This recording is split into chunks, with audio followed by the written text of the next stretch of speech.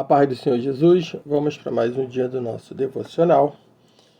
Nossa leitura está no Evangelho de Lucas, capítulo 9, versículos 1 e 2, que diz: Tendo Jesus convocado os 12, deu-lhes poder e autoridade sobre todos os demônios e para efetuarem curas. Também os enviou a pregar o reino de Deus e a curar os enfermos. Estamos dando início a esse devocional, os 4 devocionais nós vamos seguir, nós vamos estar falando sobre Jesus, treinando a sua equipe. Então nós vamos estar estudando o capítulo 9 de Lucas, do versículo 1 ao versículo 62, onde nós vamos estar falando sobre o quanto Jesus ele capacitou, o quanto ele deu destino, e deixou um legado para os seus discípulos, o quanto ele orientou. Não só eles foram ensinados teoricamente, mas também na prática eles foram instruídos por Jesus. Então toda liderança espiritual, ela influencia e mobiliza pessoas para realizar o plano de Deus. Nós vamos ver que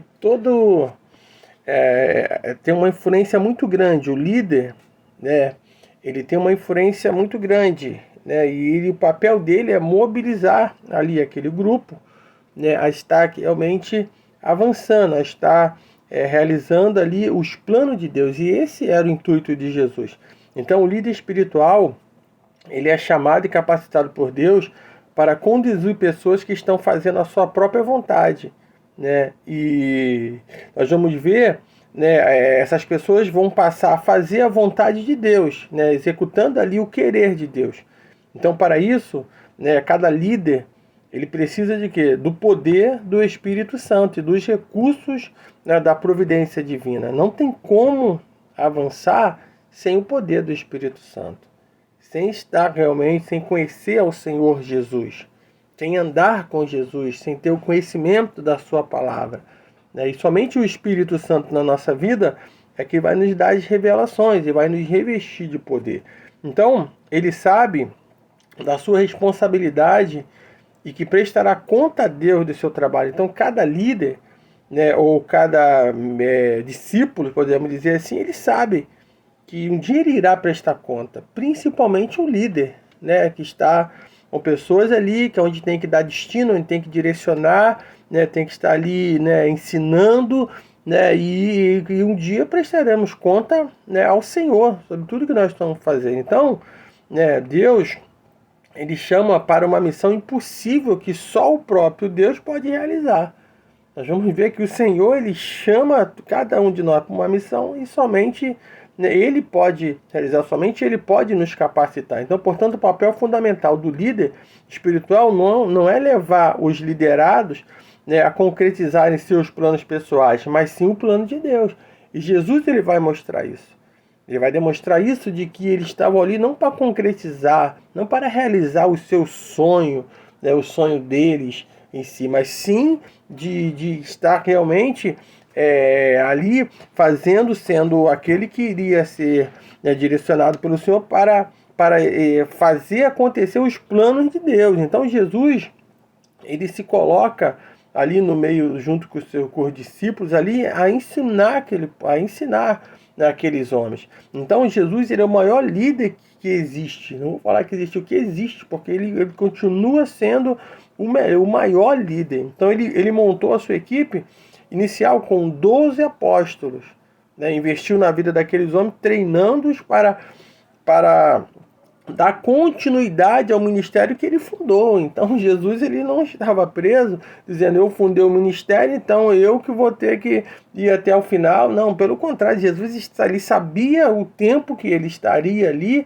e que ele estava para poder instruir, estava para realmente investir o tempo ali, na vida daqueles 12 apóstolos, deixando para eles ali, para que eles viessem realmente, após treinados, viessem fazer o quê? Viesse dar continuidade ao ministério que ele fundou e não mudou. Então os apóstolos ali, os discípulos de Jesus, eles vão aprender e vão dar continuidade, e nós precisamos dar continuidade. né? Ninguém é dono da igreja, ninguém é dono de nada. Pelo contrário, nós somos aqui como mordomos, estamos aqui para cuidar das coisas do Senhor. E faz parte de cada um de nós, principalmente liderança, de capacitar, de treinar realmente pessoas, né, para poder dar continuidade, para continuar e não parar, né, determinado numa geração, parar tudo ali acabar. Não, pelo contrário, o líder ele precisa direcionar, ele precisa estar ensinando a cada um realmente para poder avançar, para que essa pessoa avance e seja, e a tendência é que cada vez ela seja melhor, cada geração venha ser mais instruída, cada geração venha ser mais usada, venha ser mais cheia do Espírito Santo. Então, Jesus ele dá esse destino. Então, o treinamento dele foi tanto teórico como prático. Ele ensinava e conduzia seus discípulos a terem o quê? Umas experiências práticas. E nós vamos ver em todo esse capítulo 9, né, de Lucas, né, alguns episódios que Jesus ele utilizou, né, com a forma que ele utilizou para treinar os seus discípulos. Então ele trabalhou com um pequeno grupo, né, que se valeu da seguinte equação, né? Jesus ele não trabalhou com um grupo grande, um pequeno grupo. A equação é a seguinte: mais tempo com menos pessoas é igual a maior impacto para o reino de Deus. Muitas das vezes a pessoa acha que o reino de Deus vai ser mais impactado com multidões, e na verdade com um grupo pequeno, começando com 12, ali foi onde teve mais impacto. Então não se preocupe, né, em começar algo, né, para o Senhor de uma forma que tenha que estar, todo mundo tem que aderir à ideia e tem que seguir para dar certo. Não, pode começar com um grupo de 12 ou até menos. Mas se estiver na direção do Espírito Santo de Deus, vai dar certo.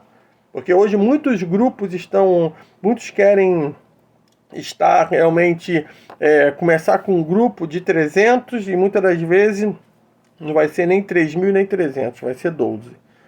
Ou se não for menos. Então que isso te anime a dar continuidade naquilo ao qual o Senhor tem te revelado. Porque muitas das vezes o Senhor pode nos revelar algo, né, seja um devocional que nós estamos fazendo pela manhã e colocamos ele para poder estar à disposição nas redes sociais. Muitas vezes nós podemos olhar e falar assim: mas tem pouca aderência, poucas pessoas estão acessando, não tem like, não tem isso, e ficamos aqui presos e não fazemos aquilo. Mas se o Senhor ele está no controle, eu tenho certeza que uma alma para o Senhor vale muito, é muito importante. Então, se você está ouvindo nessa hora, eu estou satisfeito, e o Senhor com certeza, né, para que o que você está ouvindo a palavra dele, se alimentando dele. Então, não se preocupe com quantidade, se preocupe sim, né, em pregar, ensinar a palavra, seja você iniciando com um grupo de 12, de 6, ou 2 ou 3, mas não importa, comece que com certeza o Senhor, no seu tempo, ele vai dar o crescimento, pois é ele que dá o crescimento.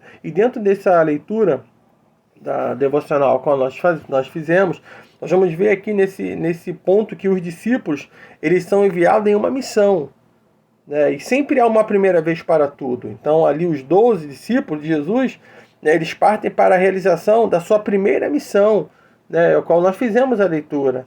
Jesus ele convoca os 12 e dá-lhe poder e autoridade, né, sobre os demônios para efetuar o que? Curas, né, mas também para pregar o reino, né, e curando os enfermos, enfim. Então até aqui eles acompanhavam Jesus em seu ministério, né, mas apenas como observadores. Eles estavam observando Jesus. Nós vamos ver desde o capítulo ali, onde o Senhor separa os 12 ali, e nós vamos ver eles só observando. Mas agora chegou o momento, né, nesse momento em diante, eles são enviados por Jesus com autoridade para expulsar demônios e curar enfermos. Nós vamos ver que os discípulos, eles são convocados e capacitados e enviados. Então, a gente não pega uma pessoa e lança ela e fala assim: agora vai lá e faz a obra. Não, primeiro nós devemos, né, convocou, você capacita, depois você envia. Né? Ninguém pode ser lançado e jogar. E o ato de convocar, né, convocar ele significa o quê? Chamar para junto, né, congregar, né, e reunir pessoas com objetivo. Né? E é isso que o Senhor vai fazer. Às vezes as pessoas não querem realmente se ajuntar, não quer congregar, não quer reunir com pessoas com um objetivo, que o objetivo seja o reino, e muitas das vezes querem fazer a obra. Tem muitas pessoas hoje que querem ser, né, fazer uma carreira solo, né, dizendo assim, que acho que vai sozinho a fazer, não precisa de ninguém, não precisa, né, ter uma liderança te cobrindo de oração, não precisa ser discipulado, e querem fazer e faz de qualquer maneira, e a gente vê um monte de pessoas, de portas abertas, de coisas que tem igrejas abertas que nós observamos que, né, sem direção, sem estar ali, né, sobre a orientação de alguém, né, que possa conduzir, e isso realmente não é legal, porque isso acaba escandalizando. Então Jesus, ele vai dar poder e autoridade sobre todos os demônios e enfermidades físicas. Então o objetivo, né, é mostrar que o quê? Que o Messias tem plena autoridade no mundo espiritual e físico.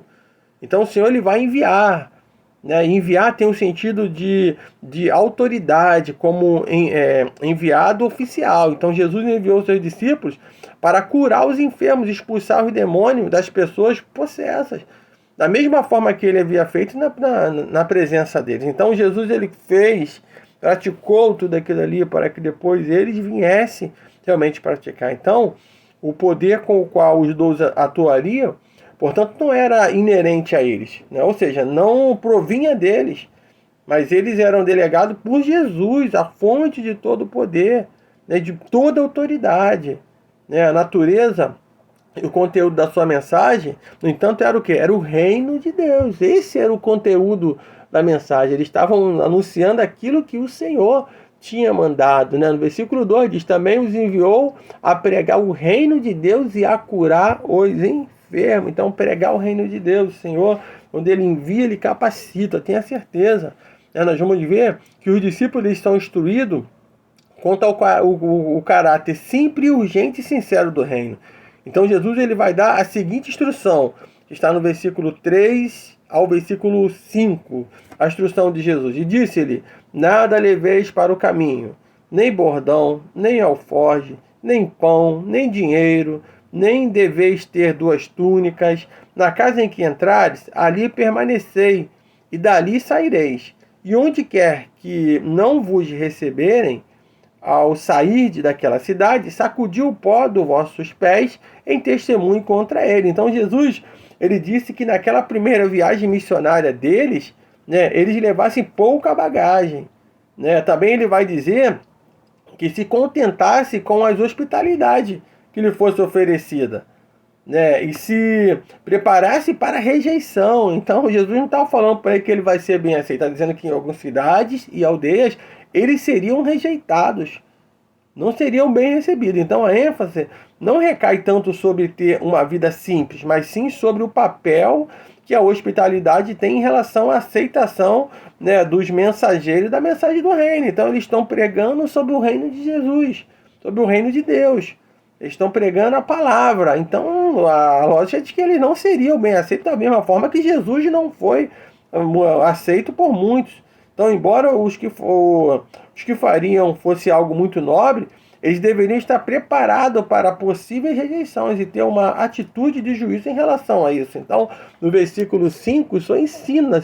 Você foi rejeitado, Jesus ensina no 5 para ele: e onde quer que não vos receberem, ao sair daquela cidade, sacudiu o pó dos vossos pés em testemunho contra ele. Então não leva nem o pó dessa cidade, né? Não leva nada, sacudia, era ali. Então, e assim eles foram avançando. Então Lucas, ele acrescenta ainda no versículo 6: então saindo, percorria todas as aldeias, anunciando o evangelho e efetuando a cura por toda parte. Então anunciar, ele significa proclamar, né, como um arauto que o reino de Deus está presente.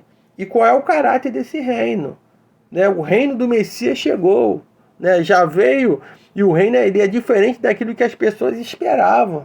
As pessoas estavam esperando, né, o homem com a carruagem, com riqueza, né, ostentando, e Jesus, ele chega simples. Então o reino do Senhor é chegado. Então, e não é um reino material, porque muitos esperavam algo material, mas o reino era o quê? Espiritual. Então os discípulos, eles anunciavam o evangelho em todos os lugares, na vila, né, nas cidades, eles estavam anunciando ali, né? E o que realmente pode parecer pequeno aos olhos do homem, né, pode ser importante aos olhos de Deus. Quando nós lemos lá em 1 Coríntios, capítulo 1, no versículo 26 ao versículo 29, a palavra do Senhor diz: Porque vedes, irmãos, a vossa vocação, que não são muitos os sábios segundo a carne, nem muitos poderosos, nem muitos nobres que são chamados.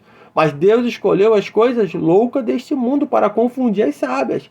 E Deus escolheu as coisas fracas deste mundo para confundir as fortes.